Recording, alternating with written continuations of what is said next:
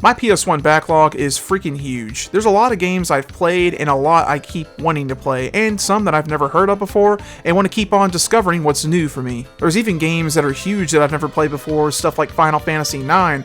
Yeah, I know, I'm a criminal for not playing that, but don't worry, I'll get to that game someday. Or games like Suikoden. I've beaten this before, but this game sat in my collection for about 5 years until I actually got to play it, and it was a great game and definitely intend to get the second game someday.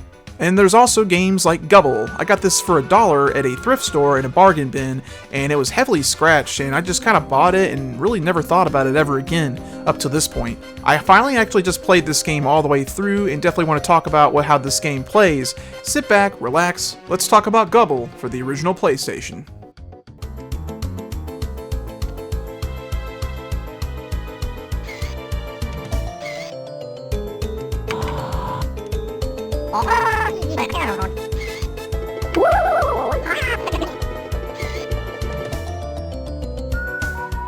Gubble came out in the States in the year 2002. It was developed by Goo and published by Mud Duck Productions.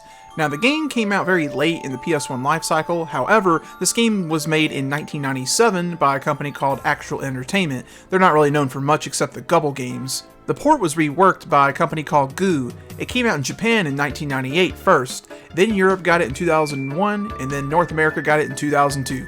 In this game, you play as a little alien named Gubble, and you're a little purple guy, and you get abducted by a UFO by these space pirates, and you get sent to another planet. Well, to get off the planet, you need to take down these Zembots. They have a bunch of screws attached to them. Essentially, the Zembots are the levels in the game. You gotta go through each Zembot, taking all the screws off of them and free them, avoiding all the enemies, and get the hell off that planet and go back home to your family.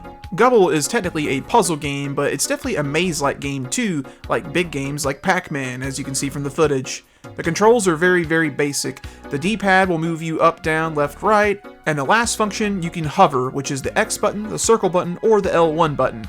And that's about all you really do, you just move and hover. The gameplay is pretty straightforward with how you play it. You move around on this grid-like area and you have all these different sections you go through, like stairs. You'll see enemies, obstacles, all on your way all the time. The goal of this game is to unscrew everything or pick up nails or whatever it is, bolts. You'll see different ones in different levels. You have to find the necessary tool to do it, like a hammer to pick up nails, or a screwdriver, which is the common one you find, and you'll use that to unscrew screws. Once you unscrew everything in the level, then you beat it and you move on to the next. Gubble does have a health meter, as you can see in the bottom right corner, and it takes several hits until it dies, but if you do lose all your health, you'll die, and you can restart the level, and you have infinite continues in this game. On the bottom left, you got your time limit, and there's not really a time limit per se you gotta beat, it just records how long it takes you to play through the level. As well as the middle thing, it shows you how many things you have to pick up with the nails or the screws.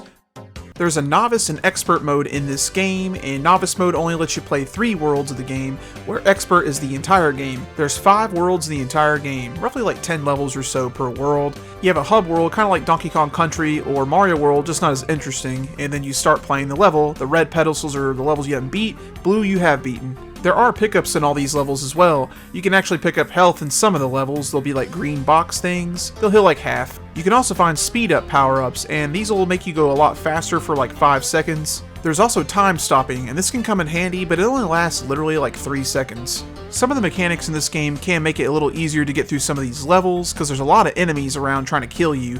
You can hold X and do the hover, and you'll actually hover almost every enemy in the game, minus UFOs. UFOs can go on the bottom or on top, so they'll hit you no matter what. You can even use tools as obstacles. A lot of these enemies, what they'll do is they'll have a pattern. They'll just kind of travel on the grid, and eventually they'll find you. They have like a little routine they have. Sometimes when they hit objects, especially if you leave like a hammer or something in the middle of the aisleway, once they approach it, they'll turn around. This can be kind of good for getting away from enemies when you're trying to unscrew stuff. To quickly mention, there's other tools you can get in the game too, like a sledgehammer or this bulldozer thing, and you'll use them very rarely to just kind of move stuff aside. Kind of a nice touch though.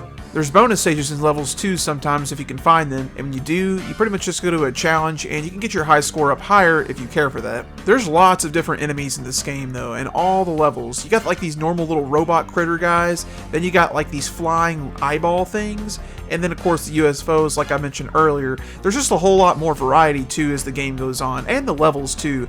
All the levels kind of just feel different from each other than the last world. They repeat themselves sometimes, every now and then, but as the game goes on, especially the last world, they definitely get more complex and a little bit more enjoyable to play through. With that being said though, I do think the biggest problem with this game is its viewpoint. In some levels, you're way too zoomed out. It's really hard to see, at least I thought it was a problem. You may not have problems with this, but you're very small, and it's kind of easy to make a mistake, especially with the later levels in the game. Because the viewpoint can be kind of annoying sometimes in this game, you have no invulnerability too, so when you get hit, you'll just continually get hit by the enemy, and this can kill you, and you'll have to start the level. It's not like this game's hard or anything, it's just kind of annoying when it happens.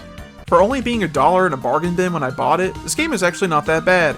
It's got some cool gameplay elements. It's definitely similar to stuff like Pac-Man, but it gives it a twist to it. You go around unscrewing stuff, and yeah, it's not complicated or anything, but it's kind of fun just to go through these levels and just kind of do that, and it's a fun time. It's got some unique level design, it's got some fun little power-ups, and overall, it's just a pretty good game. There are no saves or no passwords to this game. It is a one-sitting game, but you can probably beat it within 2 to 3 hours. Yeah, the viewpoint's kind of frustrating, and also there's no boss fights in this game. You just beat the world and then move on.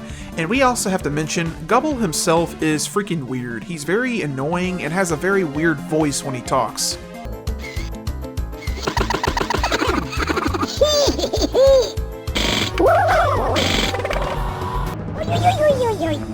He sounds like the freaking Crazy Frog when he talks. This game also, someone was definitely under the influence of drugs with all the different character models, and Gubble himself, because it's just a weird game in general. Other than those things though, yeah, this game is definitely worth checking out, especially if you like puzzle games. Thankfully, this game is very affordable. You can get this for around $10 or so complete in box, and that's not bad at all for a game like this.